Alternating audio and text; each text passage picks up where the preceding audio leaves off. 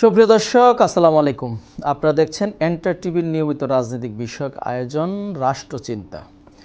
এই বিষয়ে কথা বলার জন্য আজকে দুইজন সম্মানিত অতিথি আমাদের স্টুডিওতে উপস্থিত আছেন। দর্শক, আমি একটু আপনাদের পরিচয় করে দিই। আমাদের সাথে যুক্ত আছেন ডক্টর কাজী মনিরুজ্জামান, সিনিয়র যুগ্ম আহ্বায়ক তাঁতিদল। আপনাকে ধন্যবাদ জানাচ্ছি মনির ভাই। আমাদের সাথে উপস্থিত আছেন ফাতিমা তাসনিম, সদস্য সচিব আম জনগণ পার্টি। দুজন অতিথিকে ধন্যবাদ জানাচ্ছি। আমাদের আজকের বিষয় সমাধান সংসদে নাকি রাজপথে। দর্শক, আপনারা জানেন সম্প্রতি মাত্র 1 মাস প্লাস আমাদের সংসদ গঠিত হয়েছে। তার মধ্যে ইতিমধ্যে আলোচিত ঘটনা হচ্ছে বিরোধী দল সংসদ থেকে ওয়াকআউট করেছেন ইতিমধ্যে। আজকে আমরা জানতে পারলাম যে শনিবার বিক্ষোভ সমাবেশের ডাক দিয়েছেন 11 দলীয় জোট। একমাত্র কারণ জুলাই সনদ বাস্তবায়ন নিয়ে এক ধরনের বিতর্ক চলছে। আমরা আজকে জানবো সেই সমাধান কি রাজপথে নাকি সংসদেই হবে, সেই বিষয়ে আজকে বিজ্ঞ অতিথিরা কথা বলবেন। দর্শক, আমি আপনাদের সাথে সার্বক্ষণিক আছি উপাধ্যক্ষ নুরুজ্জামান হীরা। আমরা একটু শুরুতে যাচ্ছি ডক্টর কাজী মনিরুজ্জামান, আপনার কাছে। আপনি নিশ্চয়ই ইতিমধ্যে জানছেন যে শনিবার বিক্ষোভের ডাক দিয়েছে 11 দলীয় জোট। বিগত 17 বছর আন্দোলন সংগ্রামের মাধ্যমে গড়ে ওঠা মানুষ আপনি, রাজপথের সক্রিয় একজন কর্মী। আপনি দীর্ঘ নেতৃত্বের মাধ্যমে আজকে এখানে এসেছেন। আপনি যে সংসদ, জনগণের সংসদ গঠিত হয়েছে, আমরা দেখছি মাত্র সংসদ বসার 1.5 মাসের মধ্যে আবার বিরোধী দল যাচ্ছে রাজপথে দাবি আদায়ের লক্ষ্যে। তো আমরা কি আবারও কি সরগম হচ্ছে রাজপথ? মাত্র 1.5 মাসের বয়সের একটি সংসদে আবারও রাজপথের মাধ্যমে ফয়সালা হবে, সেটাই বলছেন একমাত্র জুলাই সনদ বাস্তবায়ন।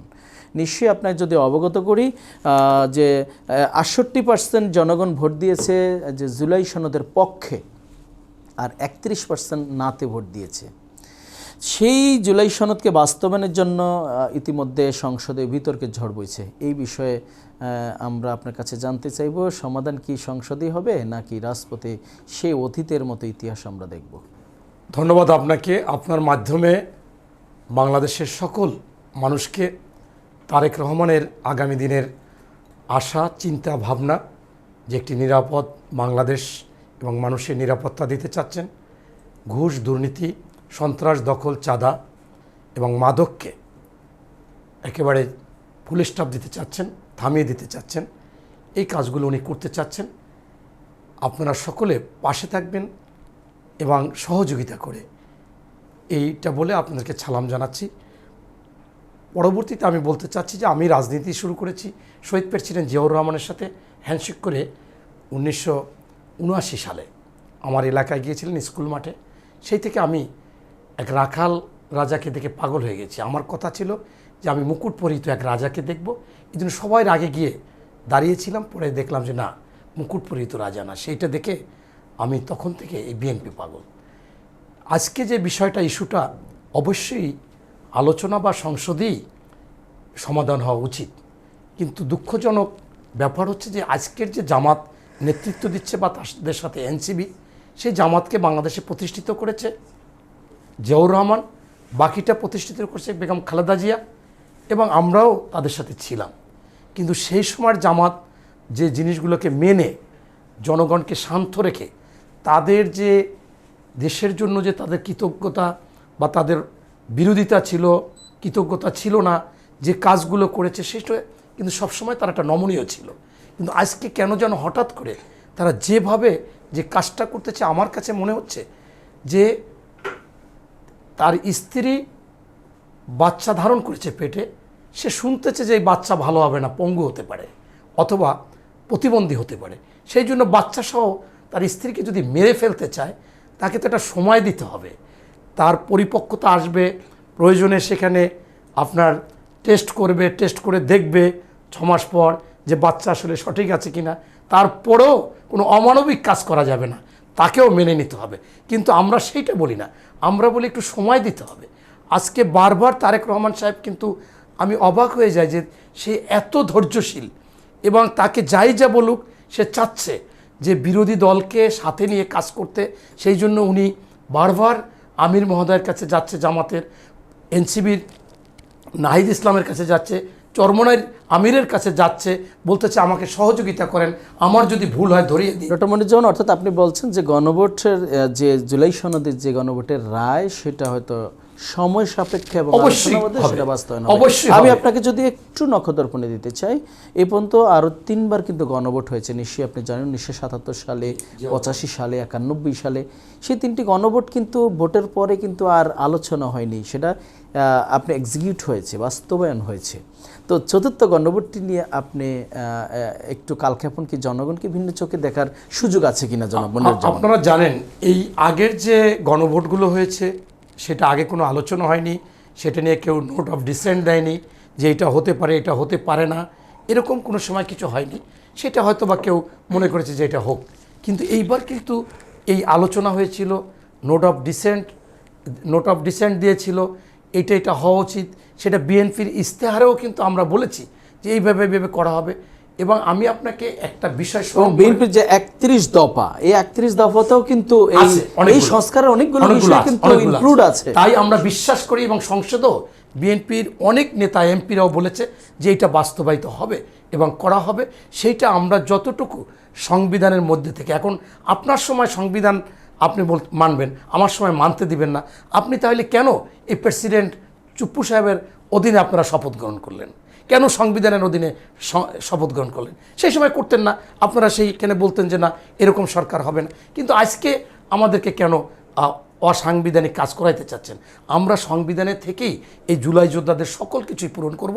এবং আমি শেষ কথাটা এরকম বলতে চাই যে আমি মনে হয় একটু যদি যুক্ত করি, আপনি বলতে চাচ্ছেন জুলাই সনদ এটা অসাংবিধানিকভাবে আপনাদের করার জন্য বিরোধী দল চাপ দিচ্ছে, আপনি এটা বলতে চাচ্ছেন। তার মানে এই সরকারের অধীনে এই অধ্যাদেশের মাধ্যমে যে আরেকটা নির্বাচন হয়েছে সেটা বৈধ, এটা অবৈধ, এরকম কি বোঝাচ্ছেন?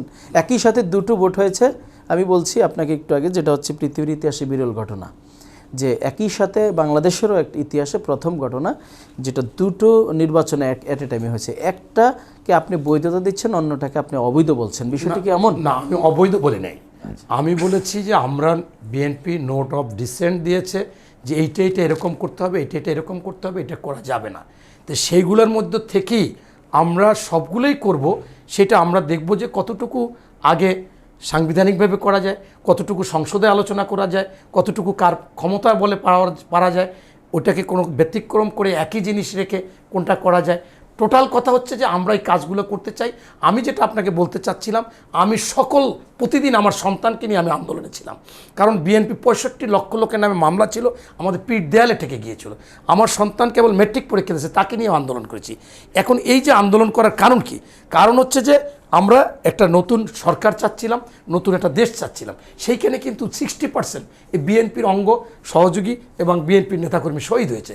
এভাবে শহীদ কিন্তু এত হয়নি। ধন্যবাদ মনির ভাই, আপনার এই বিষয়ে আপনার কাছে আবারও আসবো। আমরা একটু শুনে আসি আমাদের আরেকজন অতিথি ফাতেমা তাসনিম, সদস্য সচিব আম জনগণ পার্টি। আপনার কাছে একটু যাই।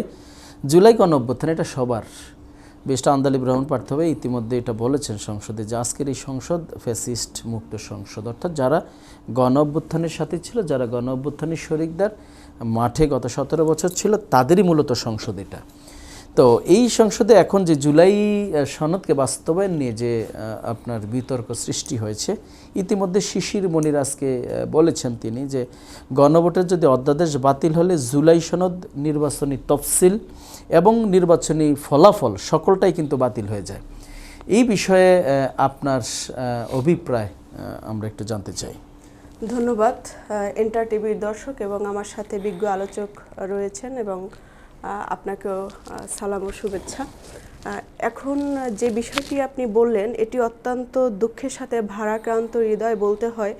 আমরা যারা দীর্ঘদিন যাবৎ সেই 2018 সাল থেকে কোটা সংস্কার আন্দোলনের সাথে যুক্ত ছিলাম, তারপর হাঁটি হাঁটি পা করে জুলাই কিন্তু শুরু হয়েছে 2018 সাল থেকেই, এর পূর্ণ রূপ হয় 2024-এ।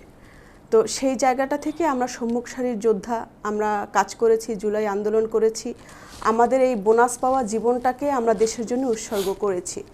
জুলাইকে নিয়ে যত কন্ট্রোভার্সি করবে, জুলাইকে তত হালকাভাবে দেখা হবে। আমাদের যে ফ্যাসিস্ট পার্টি রয়েছে তারা তত আমাদেরকে নিয়ে টিটকারি মশকরা করা হচ্ছে। সোশ্যাল মিডিয়ায় বলেন বা অনলাইন অফলাইন সব জায়গায় আমাদেরকে নানাভাবে আমাদেরকে বুলিং করছে। বিশেষ করে নারী হিসেবে তো একটা জায়গা থেকে আমাদেরকে সবসময় সাইবার বুলিংয়ের মধ্য দিয়ে যেতে হয়, সেটি অন্য একটি বিষয়। কিন্তু এই যে আমরা একই ছায়াতলে থেকে যে আমরা আন্দোলনটা করেছি, বিএনপি, জামাত, গণ অধিকার, আমজনগণ, এখন এনসিপি তৈরি হয়েছে, তখন তো ছিল না। তো আমরা সকলকে ছাত্র জনতা নিয়ে কিন্তু আন্দোলনটা, এটার মাস্টার মাইন্ড এককভাবে কেউ এখানে হতে পারে না, যে বলে সে অসত্য বলে। তো সেই জায়গা থেকে বলতে চাচ্ছি, কোনো একটি নির্দিষ্ট কোনো রাজনৈতিক দল থেকে, নির্দিষ্ট কোনো ব্যক্তির থেকে এই আন্দোলনের ডাক হয়নি। ছাত্র জনতার গণঅভ্যুত্থানের মধ্য দিয়ে কিন্তু এই পরিবর্তন হয়েছে। এখন এটাকে যত আপনি আইনি ধারা দেখাবেন, আপনারা ততটাই বিতর্কিত হবেন, আমরা ততটাই বিতর্কিত হব। আজকে দেখেন, আপনি যেটা বললেন, আমাদের বিজ্ঞ আলোচক আমার ভাই যেটি আলোচনা করলেন, যে আমাদের বর্তমান প্রধানমন্ত্রী তিনি অনেক আন্তরিক, সে বিরোধী দলকে বলে যে আমাদেরকে সহযোগিতা করুন এবং আমাদেরকে ভুল হলে কারেকশন করে দিন। তো এখন সেই কারেকশনটা তো সংসদে আলোচনা হয়েছে, সেটা যদি মেনে নেওয়ার মতো পর্যায়ে থাকতো, তাহলে তো আজকে 11 দলীয় জোট আজকে সেখানে আন্দোলনের ডাক দিত না। তো আমি বলতে চাচ্ছি যে একটি দেশ, একটি সরকার তখনই শক্তিশালী হয় যখন বিরোধী দল শক্তিশালী হয়। বিরোধী দল আমরা দেখেছি 2017 সাল পর্যন্ত আমরা দেখেছি গৃহপালিত বিরোধী দল, 14, 18, 24 তিনটা নির্বাচনে বিশেষ করে যে বিরোধী দল ছিল, গৃহপালিত বিরোধী দলের কারণেই কিন্তু এই দেশ বিরোধী চুক্তিগুলো হয়েছে, দেশের স্বার্থ বিকিয়ে দেওয়া, এই আয়নাঘর হয়েছে, বিকজ এই নতজানু বিরোধী দল থাকার কারণে। এখন সেম বিরোধী দলও যদি এখনো সেইভাবেই চলে, তাহলে দেশের মানুষ যাবে কোথায়? অনেক আশা আকাঙ্ক্ষার মধ্য দিয়ে এই নির্বাচন হয়েছে, সেই নির্বাচনে অনেকে আমরা শুনেছি বলে যে নির্বাচন সুষ্ঠু হয়েছে, কিন্তু ফলাফলের জায়গা থেকে এখানে ইঞ্জিনিয়ারিং করা হয়েছে। এখন এখানে যে ইঞ্জিনিয়ারিং করা হয়েছে সেই বিষয়টা আর একটা পার্ট। এই বিষয়ে যেহেতু এখন পর্যন্ত বিরোধী দল কোনো তথ্যপত্র তারা দিতে পারেনি, সেক্ষেত্রে আমরা সেটাকে গ্রাহ্য করছি না। কিন্তু অ্যাজ এ জুলাই যোদ্ধা হিসেবে আমি চাই এটার যে সম্মান, জনগণের যে রায়, সেই রায়টাকে বর্তমান সরকার তারা এটাকে সম্মান করুক এবং এটার বৈধতা দেয়া হোক। ধন্যবাদ। শনিবার 11 দলীয় জোট কিন্তু বিক্ষোভ ডাকছে রাজপথে আর কি। তো 1.5 মাসের মাথায় সংসদ গঠিত হওয়ার 1.5 মাসের মাথায় কি জনগণ আবারও কি সংঘাতের দিকে যাচ্ছে কিনা, সংশয় আছে কিনা, এতে কি মনে করছেন? দেখুন, যেই সমস্যা সংসদে সমাধান না হয়, সেই সমস্যা অবশ্যই রাজপথে সমাধান হওয়ার অধিকার রাখে। মানুষ জনগণের জন্য রাজনীতি করে। এখন যে জনগণের স্বার্থে কথা বলবে, কাজ করবে, সেটা আলোচনার টেবিলে যদি সমাধান না হয়, সেটা নিশ্চয়ই রাজপথে চলে আসবে। আমরা এই যে 31 দফা যে তারা দিয়েছে, সেটি পূরণ করার জন্য অনেক সময় তারা সেটি বলে বের হতে পারেনি নানা প্রতিকূলতার মধ্য দিয়ে, কিন্তু সেটার জন্য কিন্তু আমরা রাজপথে ছিলাম। আপনি ছিলেন, আমি ছিলাম, XYZ আরও বিভিন্ন ধরনের রাজনৈতিক দলের নেতারা ছিল। সেই সংস্কারের বিষয়টা কিন্তু এ পর্যন্ত এসেছে। আপনারা দেখেছেন যে সংস্কার কমিশনের আলী রিয়াজের প্রায় 1 কোটি টাকা চা বিস্কিট খরচ হয়েছে। সর্বশেষ কি বলে আসা হলো যে তারা প্রতারণা করেছে। তাহলে প্রতারণা যদি করে থাকে, তাহলে আগে বলেন না কেন? 1 কোটি টাকার আপনি চা বিস্কিট খাওয়ার পরে 6 মাসের অধিক সময় কালক্ষেপণ করে, ঐক্যমত কমিশন করে, সময় টাইম স্পেন্ড করে সেটা কিন্তু করা হয়েছে। এর পরবর্তীতে আমরা যে দেখি স্বরাষ্ট্রমন্ত্রী সবসময় আইনের ব্যাখ্যা দেয়, তাহলে আইনমন্ত্রীর কাজটা কি? এটা আমার একটা প্রশ্ন রয়ে গেল আমার বিজ্ঞ বড় ভাইয়ের কাছে। তিনি অবশ্যই মনির ভাই বলবেন। তো সেই জায়গা থেকে আমি বলতে চাচ্ছি যে এই সংবিধানকে নিয়ে আমাদের মরহুম বেগম খালেদা জিয়া, যিনি গণতন্ত্রের মাতা, তিনি একটি কথা বলেছেন যে এই সংবিধান জনগণের সংবিধান নয়, জনগণের সরকার যখন সংসদে বসবে এই সংবিধান ছুঁড়ে ফেলে দেওয়া হবে। এখন সেই বিষয়টিকে যদি তারা মান্যতা না দেন, সেটা তাদের ব্যর্থতা। কিন্তু আমরা যারা তার আদর্শ, তাকে ভালোবাসি, তাকে সম্মান করি, অতএব সেই বিষয়টা নিয়ে আমরা কাজ করব এবং আমাদের কাছে এটা অবশ্যই দৃষ্টিকটু লেগেছে এবং আমাদের হৃদয়ে হানা দিয়েছে, কষ্ট পেয়েছি এবং হৃদয়ে রক্তক্ষরণ হয়েছে যে এই জুলাই সনদ বাস্তবায়ন নিয়ে এত তালবাহানা কেন। ধন্যবাদ। আপনার কাছে আবারও আসবো। আমরা একটু যাচ্ছি ডক্টর কাজী মনিরুজ্জামান, আপনার কাছে নিশ্চয়ই আপনি উত্তর দিবেন। স্বরাষ্ট্রমন্ত্রী কেন ব্যাখ্যা দেন সব কিছুর, আজ যে আইনমন্ত্রী থাকা সত্ত্বেও? পাশাপাশি আরেকটি প্রশ্ন, জামাত ও এনসিপি আমিরের আসন ছাড় দিয়েছে বিএনপি, এটা বলেছেন আমজনতা পার্টির সদস্য সচিব তারেক রহমান আছেন, যিনি সম্প্রতি নিবন্ধন পেয়েছেন আর কি। তিনি বলেছেন যে জামাত এবং এনসিপির আমিরের আসন বিএনপি ছাড় দিয়েছে। এটা কি আপনি একমত কিনা? আপনি আরেকটু বিএনপির প্রতিনিধি হিসেবে সংযুক্ত করে দেই। নীলুফা মনিয়াপা এই কথাটা বলেছেন টকশোতে। জি, ধন্যবাদ। আপনিও কি তাই বলছেন? এটা হচ্ছে কি যে ভিন্ন ভিন্ন কথা বলবে দলের মুখপাত্র বা প্রধান যিনি, ধরা হয় মুখপত্র মহাসচিব, আর প্রধান হচ্ছেন চেয়ারম্যান। আর অন্য অন্য যারা আছে আমরা কর্মী আছি, আমরা বিভিন্ন সময় বিভিন্ন মন্তব্য নিব, জনগণও নিবে। এটা আমিও নির্বাচনের দিন দেখতেছিলাম যে ওখানে হয়ে গেছে জামাতের আমিরের ওখানে আমাদের বিএনপির নেতা, এপাশে হয়ে গেছে নাহিদ ইসলামের বিএনপি নেতা, পরবর্তীতে রেজাল্টে দেখি এখন এটা স্বাভাবিকভাবে একটু আমরা যারা তার মানে এটা কি সমঝোতার নির্বাচন হয়েছে, আপনি এটাকে মনে এটা করেন? শেষে গিয়ে অনেকে মন্তব্য করতে পারে, কিন্তু সিদ্ধান্ত আমরা দিতে পারি না। আপনারা দেখেছেন খালেদ মহিউদ্দিনের টকশোতে জামাতের আমিরকেও আনছিলেন এবং জামাতের সেক্রেটারি জেনারেলকেও 2 দিন আনছেন। আইনে বলছে যে আপনারা যে বলেছেন ইঞ্জিনিয়ারিং নির্বাচন হয়েছে, তো এইটা আপনারা কি ওখানে আসেন? তা বলছে না আমরা এখানে নাই। কেন? বলে আমাদের কাছে প্রমাণ নাই, প্রমাণ না থাকলে ইঞ্জিনিয়ারিং হয়েছে এটা কেমনে বলো? 2জনেই বলেছেন। তো অতএব আমি আর আপনি যদি বলি ওই 2জনের চাইতে তো অনেক ছোট নেতা বা আমরা কর্মী, সেইখানে 2জন আমির এবং একটা দলের সেক্রেটারি বিরোধী দলীয় নেতা, সে বলেছে যে এইটা আমরা সামনে আগাতে চাই না কারণ এটা আমাদের কাছে প্রমাণ নাই। এখন মৌখিক কথা তো অনেকেই বলেছে, জামাতের এমপিরা বলতেছে, বড় বড় নেতারা বলতেছে যে এইটা হয়েছে এখানে আমাদের, এগুলো বলবে। আর যেটা উনি বলেছে যে স্বরাষ্ট্রমন্ত্রী কেন আইনমন্ত্রীর কথা বলে, উনি অবশ্যই জানবেন উনি একটা দলের মহাসচিব, উনিও নির্বাচন করলে উনি সেখানে সংবিধান ওখানে যায় সংবিধান পরিবর্তন, সংবিধান রচনা করা, এই কাজটাই ওনারা করতেন। যেহেতু এটা করতে হয়, প্রত্যেক এমপি তিনি একজন আইন অজ্ঞ হয়ে যান ওখানে, কারণ আইন সম্পর্কে না জানলে তো ওখানে যাবে না। মনে করেন যে হাসনাত আবদুল্লাহ তিনি ধরে ধরে কতগুলো বক্তব্য দিয়েছে, আমি কেলকে শুনতে না। আর দীর্ঘদিন পাশাপাশি দীর্ঘদিন যে ঐক্যমত কমিশনে বিএনপির যে প্রতিনিধি হিসাবে এই যে জুলাই সনদের আইনের ধারাগুলো সম্পূর্ণই আজকে যিনি স্বরাষ্ট্রমন্ত্রী সেটা আমি বলতে চাইলাম করেছেন, যে মানে এইটা যেমন সত্য তেমন সত্য হচ্ছে আইনমন্ত্রী থাকা সত্ত্বে ব্যাখ্যাগুলো তো আইন মন্ত্রী থেকে আসার কথা। জনগণ এটা নিয়ে কিন্তু কথা বলছে, কানাঘুষি করছে। এই বিষয়টি কেন আসলে ওনারা কিন্তু উনি যখন আইনের আইনমন্ত্রী কি এই বিষয়ে স্বরাষ্ট্রমন্ত্রী, আমি শুনেছি স্বরাষ্ট্রমন্ত্রী যখন ব্যাখ্যা দিয়েছে তখন ওনার প্রশ্ন উত্তরে আইনের ব্যাপারগুলো এনেছে। উনি কিন্তু আইনমন্ত্রীর সময় উঠে বলে না যে আপনি থামেন আমি বলবো, উনি ওনার সময় আইন দিয়ে ব্যাখ্যা দিয়েছেন। এটা স্বাভাবিক দিতে পারে, আইন সম্পর্কে তো ওখানে সবাই জানবে। তাছাড়াও আপনারা জানবেন যে এই যিনি স্বরাষ্ট্রমন্ত্রী তিনি কিন্তু ঢাকা বিশ্ববিদ্যালয়ের আইন অনুষদে পড়েছেন, মানে পড়াশোনা করেছেন। উনি একজন বিসিএস ক্যাডার ছিলেন, উনি উপসচিব ছিলেন, পরবর্তীতে বেগম খালেদা জিয়ার পিএস ছিলেন, সব কিছু মিলিয়ে উনি সংসদ সদস্য ছিলেন আগে, উনি একজন যোগাযোগ মন্ত্রী ছিলেন। অবশ্যই উনি আইন সম্পর্কে অকিবহল। তো অকিবহল যদি হয়, সে যদি তার প্রশ্নের প্রসঙ্গে আইনকে নিয়ে বুঝাইতে পারে, তাহলে তো আবার অন্য একজন আর বুঝান লাগে না। এই কাজটা তো আমি মনে করি আর সহজ, এটা নিয়ে কোনো বিতর্ক করা উচিত নয়। এবার একজন এমপিও যদি আইন সম্পর্কে জানে, সে যদি বলে তাহলে সেইটা যদি সঠিক হয় সেটা নিয়ে তো আর, কিন্তু এইটা একটা অহেতুক। আমি বলি যে আজকে হয়তোবা জামাত এবং এনসিপি অনেক ব্যাপারে অপরিপক্ক।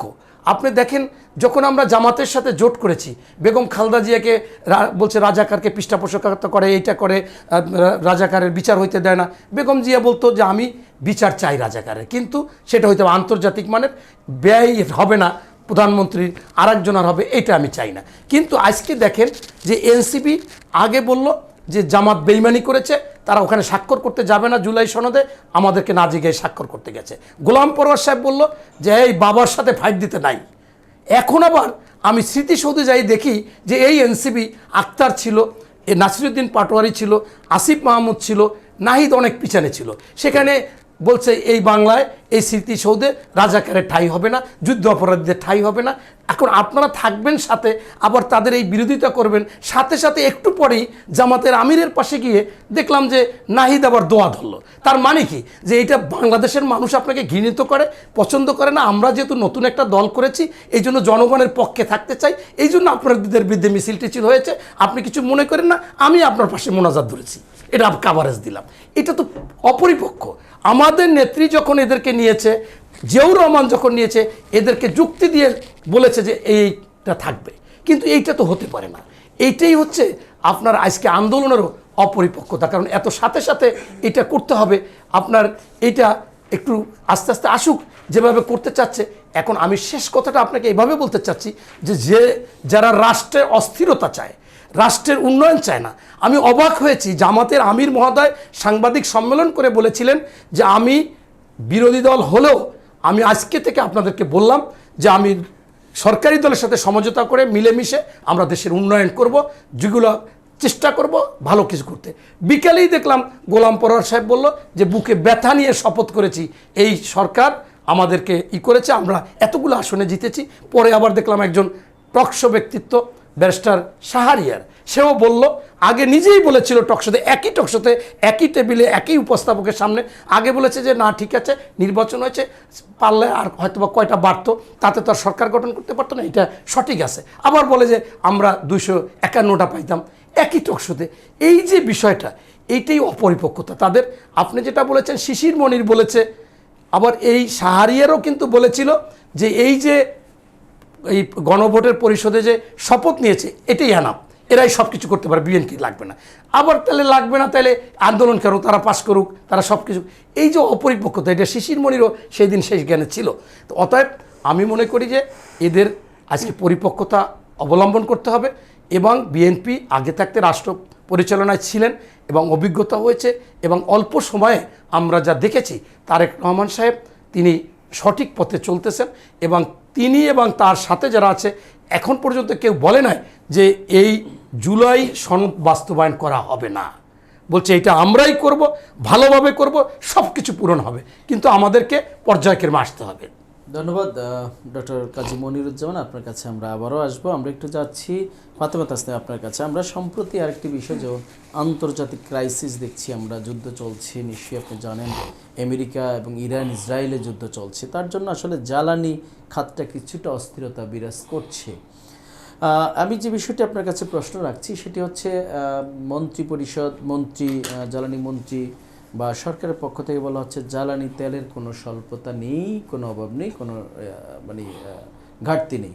পক্ষান্তরে আরেক দিকে দেখছি অনলাইনে ক্লাস নেওয়ার জন্য চেষ্টা করছে সরকার, আবার রাত 8টা পর্যন্ত মার্কেট চালু হবে বন্ধ করে দিয়েছে। তো এটা যেহেতু আন্তর্জাতিক ক্রাইসিস, এটা কোনো আভ্যন্তরীণ সরকারের ক্রাইসিস না, সরকার এটা স্বীকার করলে অসুবিধাটা কোথায় বলে মনে করছেন, বা কেনই বা স্বীকার করছে না? চলচাতুরির আশ্রয় নিচ্ছে কি মনে হচ্ছে এটা? জি, ধন্যবাদ। অত্যন্ত গুরুত্বপূর্ণ একটি ইস্যুতে কথা আজকে প্রশ্ন করলেন। দেখুন, এটি আন্তর্জাতিক একটি বিষয়। আমার কাছে মনে হয় যে সরকারের যারা দায়িত্বপ্রাপ্ত ব্যক্তিরা রয়েছেন, মন্ত্রী হোক, আমলা হোক, যারাই হোক না কেন, এখানে তো তাদের কোনো ব্যর্থতা নেই। কিন্তু আমরা যেটা দেখি, যারা সরকার দলে থাকে সবসময় তাদের চোখে সব কিছু গ্রিন থাকে, সব ওকে ওকে ওকে। আর যখন তারা অন্য কেউ যখন বিরোধী দলে থাকে তখন তারা আবার সবাই রেড মার্ক দেখে, সব ক্রস ক্রস ক্রস। মানে এই চশমাটা যে বাংলাদেশের মানুষ, বাংলাদেশের যারা দায়িত্বপ্রাপ্ত যারা মন্ত্রী আমলা রয়েছেন, তারা কবে যে খুলবে আর কবে জনগণের কপাল খুলবে, সেটি আমার একটা প্রশ্ন রয়ে যায়। আমি দেখেছি যে শ্যামা ওবায়েদ আপা তিনি সংসদে বলেছেন যে জ্বালানির কোনো সংকট নেই। আপনি জানেন আমার বাড়ি পটুয়াখালী, আসা যাওয়ার পথে আমরা গাড়ি নিয়ে গিয়েছিলাম, সেক্ষেত্রে আমরা 8 থেকে 10টা পাম্প আমরা স্কিপ করেছি শুধু তেলের জন্য, আমরা কোথাও তেল পাইনি। এটা আমি নিজে ভুক্তভোগী। এবং আপনারা যারা ঢাকায় চলাফেরা করেন আপনারাও দেখেন বিভিন্ন জায়গায় কিন্তু জ্বালানিটা দিচ্ছে না। এবং অনলাইনে যে ক্লাস নেওয়া বা এই যে তারা সব কিছু মার্কেট 8টা পর্যন্ত দেয়া, এটার পিছনে একটাই কারণ, সেটা হচ্ছে জ্বালানি সংকট।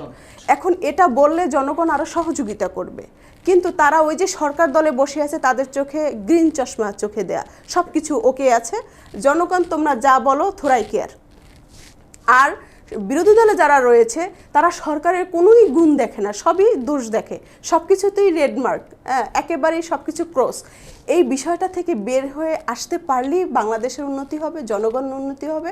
আমি মনে করি তাদের এই দীর্ঘ 17 বছরের এই ভুল থেকে শিক্ষা নিয়ে তাদের নিজেদের কারেকশন করা উচিত, এবং সাদাকে সাদা কালোকে কালো অবশ্যই বলা উচিত। এটা অবশ্যই উনি যেটা বলেছেন, আমি একটু আগে আপনার যে কথাটা একটা খুব গুরুত্বপূর্ণ পার্ট, সেটা হচ্ছে সরকারকে স্বীকার করে জনগণের সহযোগিতা চেয়ে কিভাবে এই সংকটকালীন সময়কে আমরা একসাথে থেকে ওভারকাম করা যায়, সে ধরনের একটা মেসেজ কিন্তু সরকারের পক্ষ থেকে দেওয়া দরকার ছিল। তা না করে সরকার তান বাহানা করছে বা ছলছাতুরির আশ্রয় নিচ্ছে কি বলে আপনি মনে করছেন? আমি একটু আগে আপনাকে বলতেছিলাম যে আমি একটা ন্যায় প্রতিষ্ঠা মঞ্চ করেছি, এটার আমি চেয়ারম্যান সারা বাংলাদেশে।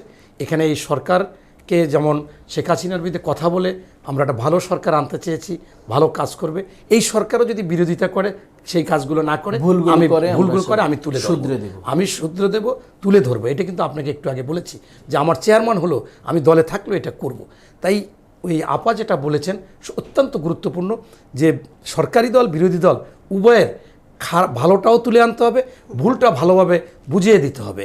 তবে এই তেলের যে ব্যাপার, আমিও খুলনায় গিয়েছিলাম, আমাদের মধ্যে একটু আতঙ্কও আছে।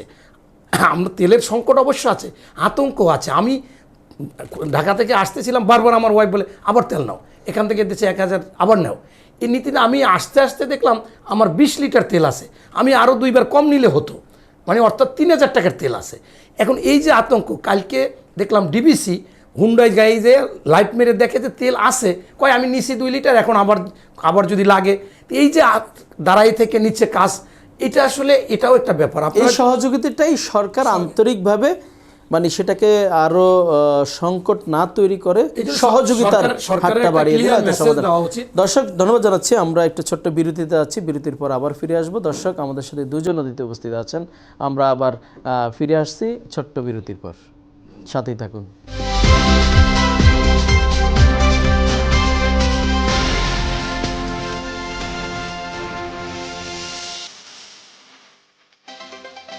দর্শক বিজ্ঞাপন বিরতির আবারও ফিরে আসলাম। আপনারা দেখছিলেন এন্টার টিভির নিয়মিত রাজনীতি বিষয় টক শো রাষ্ট্রচিন্তা। আজকে কথা বলছিলেন 2 জন বিজ্ঞ অতিথি, ডক্টর কাজী মনিরুজ্জামান, সিনিয়র যুগ্ম আহ্বায়ক জাতীয়তাবাদী তাঁতি দল কেন্দ্রীয় কমিটি। আমার ডান পাশে আছেন ফাতেমা তাসনিম, সদস্য সচিব আম জনগণ পার্টি। কথা বলছিলাম বিভিন্ন বিষয় নিয়ে। আসলে আমাদের আজকের বিষয় ধরা হয়েছিল সমাধান কোন পথে, রাজপথে না সংসদে, এই বিষয়ে কথা বলছিলেন। আমরা যাচ্ছি একটু আমাদের ডক্টর কাজী মনিরুজ্জামান আপনার কাছে। মাননীয় স্বরাষ্ট্রমন্ত্রী সংসদে দাঁড়িয়ে বলছিলেন অন্তর্বর্তীকালীন সরকারের পুরো প্রক্রিয়াটাই অবৈধ। যদি পুরো প্রক্রিয়াটা অবৈধ হয়, আমি আপনার কাছে জানতে চাই সরকারের যে নির্বাচন বা সরকার যে ক্ষমতা আসা, সেটা কি বৈধ হয় কিনা, বা সেই প্রক্রিয়াটাকে বৈধ হয় কিনা। পুরো প্রক্রিয়াটা যদি অবৈধ হয়ে থাকে, নির্বাচন আয়োজন, নির্বাচন ভোট, সংসদ সকল কিছু আবার বৈধ হয় কিনা, এই বিষয়টি আপনার এই কথাটাই সামাজিক মাধ্যমে ছড়িয়েছে, কিন্তু উনি কিন্তু কতগুলো কথার পরিপ্রেক্ষিতে এটা বলেছেন। সেটা বর্তমান প্রেক্ষাপট, এই রাষ্ট্রপতিকে মেনে নেওয়া না নেয়া, সেই সমস্ত কথার পরিপ্রেক্ষিতে বলেছিলেন যে তাইলে এই অন্তর্বর্তীকালীন সরকারটাই একটা অবৈধ। এখন সেই ব্যাখ্যা দিতে গেলে অনেক সময়ের ব্যাপার, কিন্তু আপনার মনে রাখতে হবে যে আজকে সামাজিক মাধ্যমে যে সমস্ত কথাবার্তা লেখে, সেই পিছনের কথাগুলো লেখে না। যার কারণে উনি সেই যুক্তিতে বলেছিলেন, যখন চুপ্পুর ব্যাপারটা এসেছিল সংসদে, যখন উনি ভাষণ দিতে পারবে না, এটা করতে পারবে না, সেইগুলো বলতে গিয়ে সেই কথাটা বলেছিলেন। তবে আমি অবশ্যই মনে করি যেটা যুক্তির কথা, একটা পরিপ্রেক্ষিতে কথা, এই কথাটাকে সম্পূর্ণ কোট করা যাবে না। এবং ওটাও পরবর্তীতে সেটা সাংবিধানিক রূপ নিয়েছে। প্রেসিডেন্টের আওতায় তারা শপথ করেছিলেন, অন্তর্বর্তীকালীন উপদেষ্টারা শপথ করেছিলেন, আমরাও সেইভাবে আগিয়েছি, এটা যথার্থ। এবং আমি ফাতিমা তাসনিম আপা একটা কথা বলেছিলেন যে খালেদা জিয়া বলেছিল যে এই সংবিধান ছুঁড়ে মারবে, কথাটা আসলে এরকম বলেনি। এগুলো উনি বলেছিলেন যে এই আওয়ামী লীগ যে সংশোধন করে সংশোধিত এই সংবিধানের কথা বলতেছে, এটাকে ফেলে দিতে হবে। আবার জামাত কিন্তু এটা সবসময় সংসদে এখানে সেখানে বলে, অথচ 96 সালে অর্থাৎ 91 সালে শেখ হাসিনা বলেছিল বেগম খালেদা জিয়াকে 1 সেকেন্ডও শান্তিতে সরকার চালাইতে দেবে না। পরবর্তীতে উনি যখন পারতেছিল না, জামাতকে নিয়ে তত্ত্বাবধায়ক ইস্যু নিয়ে 273 দিন হরতাল দিয়েছিলেন। সেই সময় কিন্তু জামাত অস্থির করে ফেলেছিলেন দেশকে। তখন কিন্তু বেগম খালেদা জিয়া এটাও বলেছিলেন যে জামাত হচ্ছে মুনাফেক, জামাতকে আমি সব জায়গায় বলেছি তাদেরকে আনো, তাদেরকে নৌকা ঠেকাও, সেইখানে আমার আসনে বাগেরহাট 4 আসনে 4 গুণ ভোট আমাদের, ওনাদের 1 গুণ, ওনারা বসবে না। আমি তারপরে সেই জামাতকে নির্বাচনে আমি সেকেন্ড ম্যান ছিলাম বক্তব্যে, জামাতের প্রার্থীর আগে আমরা জামাতকে হয়ে আনছি। এই জন্য 18টা আসন পেয়েছিল, আমাদের 6টা পাইলেই কিন্তু আমরা এখন টকশোতে এসে বলে আমরা করুণা করেছি। এটা মূলত আমরা তাদেরকে জয়লাভ করেছি, তারা কৃতজ্ঞতা স্বীকার করে আমাদের সমর্থন দিয়েছিল। পরবর্তীতে শেখ হাসিনার সাথে সমঝোতা করে বা বাংলাদেশে তাদের আওয়ামী লীগ একটু এন্টি ছিল, তাদের সাথে সেই তাদের যুদ্ধ অপরাধী বলেন বা স্বাধীনতা বিরোধী বলেন বা তাদের অপকর্ম বলেন, সেইগুলোকে রুখতে গিয়ে তারা কিন্তু শেখ হাসিনার সাথে আবার চলে গিয়ে তখন কিন্তু বেগম খালেদা জিয়া বলছিল জামাত মুনাফেক, জামাত বেঈমান, সেই কথাটা তো বলে না। এখন আমি যদি বলি, আমি ভারতে গিয়েছিলাম, ওই মির্জাপুরের কবরে আগে প্রচাপ করতো, পরে গন্ধটন্ধ হয়ে যাওয়ার পর থুতু মারতো, এখনও থুতু মারে। এখন শুনলাম 15তম বংশধরদেরকে এখন ভোট অধিকার দিবে না। সেই ভোট অধিকার দিবে না, আমার তো মনে হয় জামাতের আমির সংসদে বসে বলেছে উনি মুক্তিযোদ্ধার সন্তান পরিবারে। তাহলে ওনার উচিত যে যারা 1971 সালে এই দেশে বিরোধিতা করেছে, আমাদের মা বোনদের তুলে দিয়েছে পাখানাদার বাড়িতে, গণহত্যা করেছে, বাড়িঘর পুড়িয়ে দিয়েছে, 47 সালেও মুসলমান দ্বিধাবিভক্ত করে ওই ব্রিটিশদের পক্ষে ছিল, তাদেরকেও ভোট অধিকার দেওয়া উচিত না। এটা ওনার প্রথমে বলা উচিত, যেন উনি মুক্তিযোদ্ধার সন্তান। উনি যদি সত্যিকার অর্থে মুক্তিযোদ্ধার সন্তান হয়, তাহলে সে এই বিষয়গুলোকে সহজে মেনে নিতে পারে না। ধন্যবাদ কাজী মনিরুজ্জামান। আপনি কি তাই মনে করেন? মনিরুজ্জামান ভাই যেটা বললেন, দেখুন, মনিরুজ্জামান ভাই আমার সিনিয়র বড় ভাই, তিনি বিজ্ঞ আলোচক, তিনি তার মতো করে তার দলের পারপাস সার্ভ করেছে। আমি তো জামাত করি না, এনসিপি করি না, তাদের পারপাস সার্ভ করা আমার কাজ না। বাট অ্যাজ এ বাংলাদেশের নাগরিক হিসেবে আমি যেটা বলতে চাচ্ছি যে সংবিধানের কথা বারবারই চলে আসে, সেখানে হয় যে সুবিধা মতো সংবিধান কোথাও মানব, কোথাও মানব না। এই বিষয়টা থেকে আসলে বেরিয়ে আসতে হবে। আপনার প্রথম পৃষ্ঠার সুবিধা, আপনি ওই পৃষ্ঠাটা মানলেন, 3 নম্বর পৃষ্ঠা আপনার সুবিধা না, বা সেখানে একটা অধ্যাদেশ আপনার সুবিধা না, সেটা আপনি মানলেন না। এইভাবে করে কিন্তু একটা রাষ্ট্র পরিচালনা করা সম্ভব না। জনগণের মন আপনারা এইভাবে করে পাবেন না। জনগণের মন হৃদয় জয় করতে হলে জনগণের চাওয়া পাওয়াটাকে, জনগণের পালসকে আপনার ছুঁয়ে যেতে হবে। আমি যেটা ভাইয়ের সাথে একমত, সেটা হচ্ছে একেবারেই 5 তারিখের পরে সেখানে সকল রাজনৈতিক দলকে নিয়ে যখন সেনাপ্রধান বসলো, তাহলে তাদেরকে নিয়ে কেন শহীদ মিনারে বসে একটি বিপ্লবী সরকার, নতুন একটি সরকার চুপ্পুকে ফেলে দিয়ে কেন সেখানে গঠন করা হলো না? তাহলে তো আজকে চুপ্পুর পারপাস আসতো না। সেই চুপ্পুর অধীনে যেখানে তারা শপথ করেছে, সেই চুপ্পুর অধীনেই আবার নির্বাচন হলো, আবার এই চুপ্পুর অধীনেই তারা এখন বর্তমান সরকার আছে। তাহলে হাসিনার অবৈধ নির্বাচনে অবৈধ এমপি, অবৈধ রাষ্ট্রপতি, তার অধীনেই তো 3টা সরকার পরিচালিত হলো। তাহলে আপনার যখন সুবিধা, তখন আপনি বলবেন যে না উনি বৈধ, আর অন্তর্বর্তী বা বিপ্লবী সরকারের সময় তখন চুপ্পু অবৈধ ছিল বা তাদের নির্বাচনটা অবৈধ ছিল। এটা আসলে হয় না। এটা মানুষের চোখ এখন অনেক পরিষ্কার, মানুষের হৃদয় পরিষ্কার, মানুষ অনেক সচেতন। সেই জায়গা থেকে আমি বলতে চাচ্ছি, আমার তাদের পক্ষ থেকে আরও ম্যাচিওর কিছু কথাবার্তা আমরা নতুন প্রজন্ম আশা করি। আমরা যারা উদীয়মান রাজনীতিবিদ, আমরা যারা শিখছি, তাদের আচার আচরণ কথাবার্তার মধ্য দিয়েই আমরা কিন্তু নতুন করে গড়ব। আগামী 10 বছর পর, 20 বছর পর, 30 বছর পর এই দেশকে আমরাই নেতৃত্ব দিব। আপনারা যদি এখন সকালে এক কথা বলেন, দুপুরে আর এক কথা, বিকেলে আর এক কথা, তা আমাদের চরিত্রটাও এমন হয়ে যাবে। তাহলে এই দেশের মানুষের ভাগ্যের পরিবর্তন কিন্তু আসলে হবে না। স্বাধীনতার পর থেকে এই পর্যন্ত, আজ পর্যন্ত কোনো একটি নির্বাচনকে সুষ্ঠুভাবে উপহার দেওয়ার যোগ্যতা কোনো সরকার রাখেনি। এবং আজকে যে এই নির্বাচনটা হয়েছে, সেই নির্বাচন নিয়ে কিন্তু নানা ধরনের গুঞ্জন রয়েছে। আপনারা দেখেছেন যে আমাদের মনিয়াপা, হ্যাঁ, এই নির্বাচনে মনিয়াপা নিজে বলেছে, আমি নিজে টকশোতে শুনেছি, সে বলেছে যে নাহিদের আসন এবং জামাতের আমিরের আসন বিএনপি ছাড় দিয়েছে। তাহলে তো এটা সমঝোতা নির্বাচন। তাহলে আপনারা কিসে নির্বাচন করছেন? তাহলে জামাত আবার বলতেছে যে খালিদুজ্জামান হয়েছে, তারেক রহমানকে তারা ছাড় দিয়েছেন। তাহলে 3টা দলের প্রধান, তিনজন কি তারা 3ভাবে করে ছাড় দিল? তাহলে আমরা যে জনগণ, যে ভোটের জন্য যে আমরা এত যুদ্ধ করলাম, সেই ভোটটা কোথায় হলো? জনগণের ভোটের রায়টা কোথায় হলো? তাহলে আপনারা কিভাবে ফলাফলকে আপনারা কিভাবে ইঞ্জিনিয়ারিং করলেন? তাহলে এই যে চুপ্পু, তাদের সময় থাকলে আরাম, এখন হারাম, এইভাবে বললে হবে না।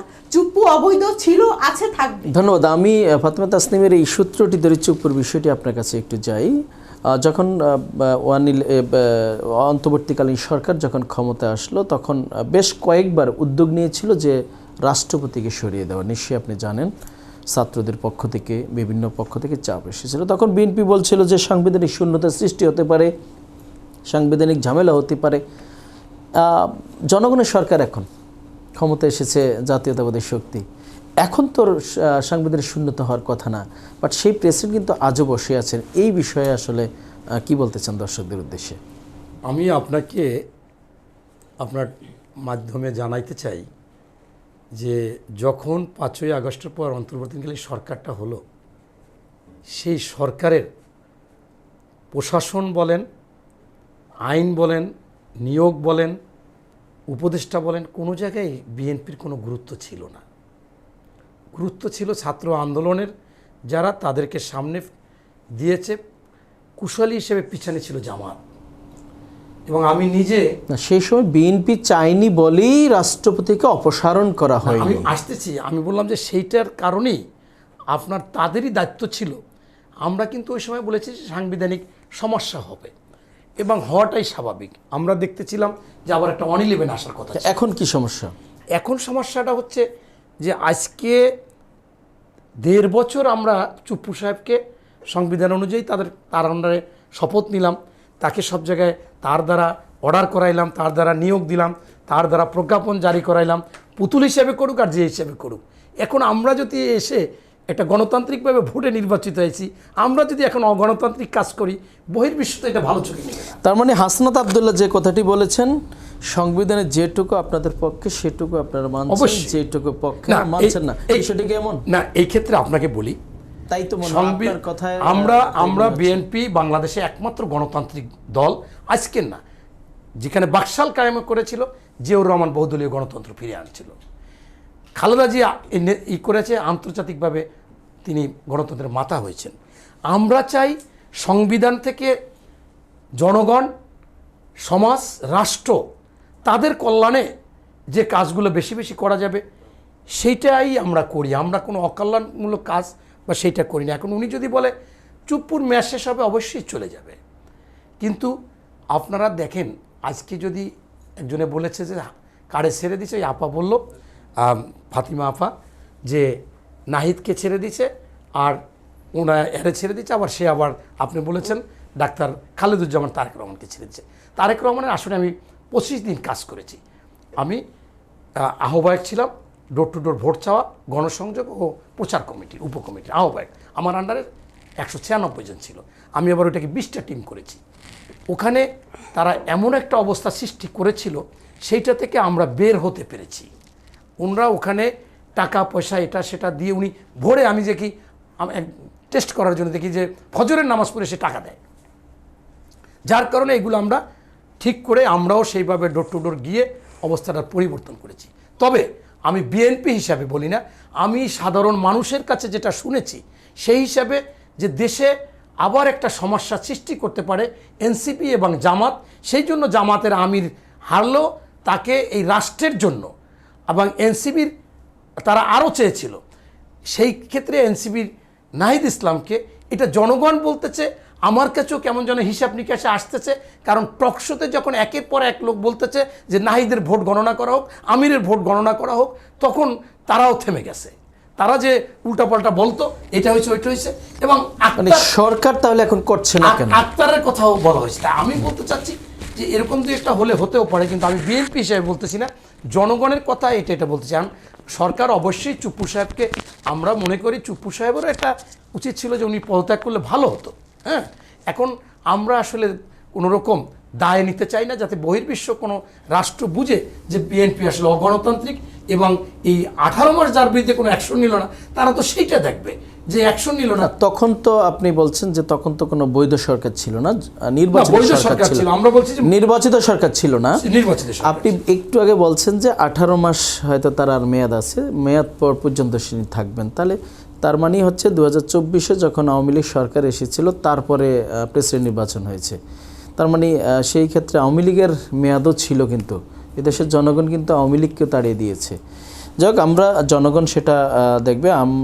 তবে আমি আরেকটা কথা বলতে চাচ্ছি, উনি বলেছে যে এই মন্ত্রী এমপি তারা সকাল বিকাল সেকেন্ডে যে কথা বলে, এটা আমি তীব্র নিন্দা ও প্রতিবাদ জানাই। যে এইটা কোনো এমপি, মানে আমি মন্ত্রী, প্রত্যেক 300 এমপি আছে, কোনো এমপি ওনাদের কথা, মুখের কথা দলিল সমান হবে। এরপর মন্ত্রী, প্রতিমন্ত্রী, মানে প্রধানমন্ত্রী সে কথাটি বলছেন যে কাজ বেশি করার জন্য কথাটা কম বলার জন্য আমাদের সেটাই করতে হবে, আগামী দিনে এগিয়ে যেতে হবে। ধন্যবাদ। আমি একটু যাচ্ছি ফাতেমা আপনার কাছে। আপনি স্বাধীনতার ইতিহাস নিয়ে কথা তুলছিলেন। একটা জাতির, একটা রাষ্ট্রের তার ইতিহাস, এটা অত্যন্ত মূল্যবান এবং গুরুত্বপূর্ণ, শ্রদ্ধেয় জন্ম ইতিহাস, সংগ্রামের ইতিহাস। আমরা দেখছি যখন যে দলই ক্ষমতায় আসে না কেন, তার মতো করে কিছু জিনিস বানানোর চেষ্টা করে। আমরা তরুণ প্রজন্ম, আমরা স্বাধীনতোত্তর মানুষ, আমরা স্বাধীনতা দেখিনি, তাহলে আমরা কোনটাকে ধরে নিব? আমরা দেখছি এই পর্যন্ত স্বাধীনতার ঘোষক 8 বার পরিবর্তন হয়েছে। যখন যে ক্ষমতা এসে তার মতো করে, এখান থেকে পরিত্রাণের উপায় কি আসলে কি দেখছেন? আমি মনে করি যারা এখন পর্যন্ত মুক্তিযোদ্ধা যারা বেঁচে আছেন তাদেরকে নিয়ে দায়িত্বশীল পর্যায় থেকে যারা গবেষক রয়েছেন, যারা নির্দলীয় নিরপেক্ষ, তাদেরকে নিয়ে একটি সঠিক ইতিহাস রচিত করা উচিত। কারণ আমরা বারবার দেখেছি মুক্তিযুদ্ধকে নিয়ে বিকৃতি করা হয়েছে, এবং আমি এখন পর্যন্ত সঠিক ইতিহাসটা জানার আমার সৌভাগ্য হয়নি, কারণ এমন কোনো পুস্তক পাইনি যে পুস্তকের মধ্য দিয়ে আমরা সেই বিষয়টি জানতে পারবো। এই আমাদের ইতিহাস একটি গৌরবের ইতিহাস, সেই ইতিহাস থেকে আমাদেরকে বঞ্চিত করা হয়েছে। অর্থাৎ আমার এটা একটা ইতিহাস জানাও আমার একটা মৌলিক অধিকারের মধ্যে পড়ে, অথচ আমি সেটা কিন্তু নিশ্চিত হতে পারিনি। যে যার মতো করে মডিফাই করে তাকেই বেশি বা তার দলকে বেশি ফোকাস করার চেষ্টা করছে, এবং আমাদের সেই শিল্পী লেখক তাদেরও একটি বিষয়ে আমার দৃষ্টিগোচর হয়েছে, যখন যেই সরকারি আসে তাকে তেল মেরে তাকে নানাভাবে পলিশ করে নানা ধরনের বই ছাপাচ্ছে বেশি করে সেল হওয়ার জন্য, কিংবা ওই দলের বা রাষ্ট্রের প্রধানের দৃষ্টি আকর্ষণ করার জন্য, একটি অ্যাওয়ার্ড পাওয়ার জন্য এই ধরনের কাজগুলো তারা করে যাচ্ছে। তাদের কবে বোধোদয় হবে সেই প্রশ্নটি এই আপনাদের এন্টার টিভির মাধ্যমে আমি সেটি রেখে গেলাম। তারা আশা করি সচেতন হবে এবং এর মধ্য দিয়ে আমরা একটি সঠিক ইতিহাস আমরা জানতে পারবো। ধন্যবাদ। আমরা একেবারে শেষ পর্যায়ে আছি অনুষ্ঠানের। আমরা ছোট্ট একটি বিষয় নিয়ে আলোচনা করব, যেটি অত্যন্ত রাষ্ট্রের জন্য গুরুত্বপূর্ণ, রোহিঙ্গা ইস্যু। জাতীয়তাবাদী শক্তির যারা এখন ক্ষমতায় আছেন, নিশ্চয়ই আমাদের প্রত্যাশা, আপনি নিশ্চয়ই জানেন যে গত সরকার বাংলাদেশকে একটি বোঝা চাপিয়ে রেখে গেছে, প্রায় 20-25 লক্ষ রোহিঙ্গাদের একটা চাপ। আমরা যদি বলি 1948 সালে যেই আপনি ইসরায়েল ফিলিস্তিনি যেই মানচিত্রের যদি আপনি ভালো করে দেখেন, এক এক জায়গায় ইসরায়েলেরা ইহুদিরা ছোট্ট ছোট্ট বসতি গড়েছিল, সেখান থেকে কালক্রমে পরিক্রমায় সময়ের ব্যবধানে পুরো ইসরায়েলকে আজকে দখল করে ফেলছে, ফিলিস্তিনকে দখল করে বলছে ইসরায়েলরা। আমি গত 5 বছর আগের থেকেই বলার চেষ্টা করছি যে আজকের বাংলাদেশ হয়তো 10 থেকে 15 বছর পরে আমার সন্তানের আজকে ফিলিস্তিনি যেমন যুদ্ধ করছে ইসরায়েলের বিরুদ্ধে, সেই যুদ্ধ হয়তো করতে হবে। তো আজকে এখন নতুন সরকার ক্ষমতা এসেছে, বাট সরকারি দল এবং বিরোধী দল এখন পর্যন্ত রোহিঙ্গাটা ইস্যুটা নিয়ে কোনো ধরনের পদক্ষেপ দেখছি না, যেটা আমাদের বাংলাদেশের জন্য একটা মানে গলার কাটা হয়ে আছে। এই বিষয়ে আসলে মানে কিছু যদি দর্শকদের উদ্দেশ্যে বলেন, বা আগামী দিনে আপনাদের সরকার এখন সেটাকে আমরা কিভাবে আসলে সমাধানের পথে যেতে পারি। ধন্যবাদ আপনাকে। বাংলাদেশের মানুষ আবেগপ্রবণ, আমরা শুধুমাত্র শেখ হাসিনাকে যদি দোষারোপ করি তাই হবে না। আমি মনে আছে আমিও মিছিল করেছি যে ওদের এখন অসহায়, ওদের স্থান দিতে হবে, তাদের মানুষের অধিকার। ওনরাও বলেছে, ওনরাও সুবিধা নিয়েছিল, চিন্তা করেছিল দেখি এর থেকে একটা শান্তিতে। সেম ফিলিস্তিনিতে এই আবেগটা দিয়ে ফিলিস্তিনিতে ইসরায়েলদের বসতি মানে জায়গা দিয়েছিল সেই সময়। সেখানে শেখ হাসিনাও মনে করেছিল এটা থেকে আমি একটা নোবেল পেতে পারি শান্তিতে, উনিও খুব লোভ করে সেখানে দিয়েছিলেন। পরবর্তীতে আমরা দেখতেছি যে বহির্বিশ্বেও আমরা খুব ক্ষতিগ্রস্ত হচ্ছি, বদনাম হচ্ছে, তারা বিভিন্ন রাষ্ট্রে গিয়ে খারাপ কাজ করতেছে। আমি সৌদিতে গিয়ে দেখলাম কিছু রোহিঙ্গা ওখানে চলে গেছে বাংলাদেশের পাসপোর্ট নিয়ে, এটা খুবই খারাপ অবস্থা। এবং আপনাকে একটু মানে আপনার নখদর্পণে আরেকটু দিচ্ছি, ইতিমধ্যে আমরা জেনেছি বিভিন্ন পত্রপত্রিকার মাধ্যমে, বিভিন্ন সোর্স থেকে, সেখানে প্রশিক্ষণ দেওয়া হচ্ছে, সামরিক প্রশিক্ষণ বা তাদের কি বলে কারাতে, এই ট্রেনিংগুলো কিন্তু এখন দেওয়া হচ্ছে। আমি এটা বলতে চাচ্ছিলাম যে একদিকে তারা মাদকের সাথে সম্পূর্ণ আমাদের বাংলাদেশকে মেধা শূন্য বিকলাঙ্গ করার একটা দীর্ঘমেয়াদী একটা ষড়যন্ত্র। তারা এই বাংলাদেশকে একটা আলাদা করে যদি এদেরকে দিয়ে কিছু করানো যায়, তারা যেভাবে আছে এটা তো থাকতে পারে না, তারা আরও উন্মুক্তভাবে থাকবে, স্বাধীনভাবে থাকবে, একটা এরিয়া নিয়ে থাকবে। এই যে ফিলিস্তিনি এবং ইসরায়েলের যে ঘটনাটা, এটা যে ঘটবে না এটা কোনোভাবেই বিশ্বাস করা যায় না। এটা ঘটনা সেম এখন কিন্তু দেখেন ভাষাঞ্চরে আছে, মানে সেটা হচ্ছে কক্সবাজার থেকে এখন ভাষাঞ্চর থেকে বিভিন্ন ভূখণ্ডের মূল ভূখণ্ডের সাথে আমাদের মিশে যাচ্ছে, আমাদের পাসপোর্ট নিচ্ছে, আমাদের এনআইডি নিচ্ছে, মানে সেম একটা ঘটনা ঘটছে, প্রতিনিয়ত ঢুকেও যাচ্ছে ভিতরে, ঢুকে গিয়ে এটা করতে। তাই আমি মনে করি এটা একটা বড় পদক্ষেপ, মেয়াদি একটা ষড়যন্ত্র। আমার মনে হয় এটা দ্রুত একটা পদক্ষেপ নেওয়া উচিত। এবং আমাদের বাংলাদেশের প্রধানমন্ত্রী যিনি আন্তর্জাতিকভাবে বিভিন্ন জায়গায় আগেই যোগাযোগ করে আসছেন, কথা বলে আসছেন বা তাদের সাথে যোগাযোগ রক্ষা করতেন, সেহেতু এটা একটা সফলভাবে আসবেন আমি এটা বিশ্বাস করি। ধন্যবাদ। এটা প্রত্যাশার জায়গা আমার আরেকটু নিশ্চয়ই আপনার কাছে যাচ্ছি ফতেহ তাসনিম। প্রত্যাশার জায়গা হচ্ছে এই রোহিঙ্গার ইস্যুটা শুধু আজকের না, যে 20 লাখ রোহিঙ্গা এখন আছে তা না। আপনি নিশ্চয়ই জেনে থাকবেন 1980 সালের শুরুর দিকে কিন্তু রোহিঙ্গারা বাংলাদেশে আসতেছিল। সেই সময় ক্ষমতায় প্রেসিডেন্ট জিয়াউর রহমান, তিনি কিন্তু এভাবে যখন আসতেছিল একবার দুইবার, তখন তিনি ফেরত নেওয়ার জন্য মায়ানমার সরকারকে চাপ দিয়েছিলেন। তখন মায়ানমার সরকার নিতে চায়নি। এই সেম আজকের যে পর্যায়ে আছে একই সেম ছিল তখন ক্ষমতা হচ্ছে প্রেসিডেন্ট জিয়াউর রহমান, তিনি হুঙ্কার দিয়েছিলেন। কতটা ক্যারিসমেটিক লিডার ছিল। আজকে আমরা সেটাই প্রত্যাশা, আজকে তারই সন্তান ক্ষমতায় আছেন, তার কাছে আমাদের প্রত্যাশা। তিনি বলেছিলেন যে তোমার দেশের রোহিঙ্গাদের যদি ফেরত না নেও, আমি তাদের প্রশিক্ষণ দিব, অস্ত্র দিব, তোমার দেশে ফেরত পাঠাবো। এই যে হুঙ্কার, এই যে গর্জন, তারা কিন্তু ঠিকই রোহিঙ্গাদের ফেরত নিয়েছিল। আজকে আমাদের প্রত্যাশা তার সন্তান আমাদের আজকের ক্ষমতায়, বাংলাদেশের এই আপৎকালীন সময় এই রোহিঙ্গাদের ইস্যুতে ঠিক একই ধরনের ক্যারিসমেটিক লিডারশিপের নেতৃত্ব দিয়ে এই রোহিঙ্গাদের ফেরত পাঠাবেন, এটাই আমাদের প্রত্যাশা। এই বিষয়ে আপনার একটু মতামত জানতে চাই আমরা। ধন্যবাদ। আমি এই বিষয়টা নিয়ে সবসময় উদ্বিগ্ন থাকি এবং আজকেও আমার পার্টি অফিসে এই রোহিঙ্গা ইস্যুতে কথা বলেছি আমার নেতাকর্মীদের সাথে। আপনি যেমনটি আশঙ্কা করেছেন, আমিও ঠিক তেমনটি আশঙ্কা করছি যে আগামীর প্যালেস্টাইন হতে যাচ্ছে আমাদের কক্সবাজার। আমাদের কাছে কিছু গোপন ভিত্তিতে কিছু আমরা তথ্য পেয়েছি আমাদের নেতাকর্মীদের মাধ্যমে। সেটি হচ্ছে তারা আসাম, সেন্ট মার্টিন, কক্সবাজার, বান্দরবন, তারপরে চট্টগ্রাম, এটা নিয়ে তারা একটা খ্রিস্টান রাষ্ট্র পরিচালনা করার জন্য তারা একটা পদক্ষেপ নিচ্ছে।